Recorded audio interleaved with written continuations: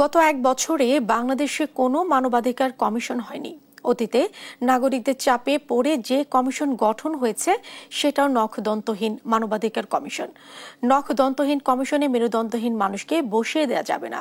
শনিবার নাগরিক প্ল্যাটফর্মের সংলাপে অনুষ্ঠানে এসব কথা বলেন সিপিডির সম্মাননীয় ফেলো ও অর্থনীতিবিদ ডক্টর দেবপ্রিয় ভট্টাচার্য। মানবাধিকার কমিশনে আর মেরুদণ্ডহীন মানুষ বসিয়ে দেওয়া যাবে না। এ সময় বক্তারা বলেন, গেল জুলাই পরবর্তী সময়ে মানবাধিকার কমিশনের সবচেয়ে বেশি প্রয়োজন ছিল, কিন্তু সেটা হয়নি। এখনো অদৃশ্য কোনো চাপ রয়ে গেছে। মানবাধিকার কমিশনে শ্রমিকদের অধিকার নেই বলেও জানান তারা।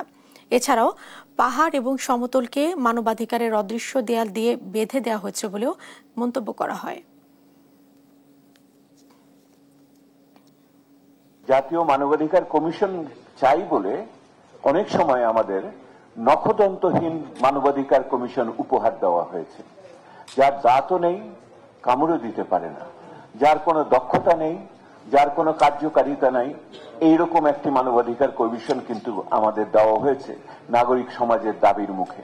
আমরা একটি নখদন্তহীন কমিশন চাই না, যে কমিশনটি কার্যকরভাবে মানবাধিকার রক্ষা করতে পারবে, এইরকম একটি কমিশন চাই।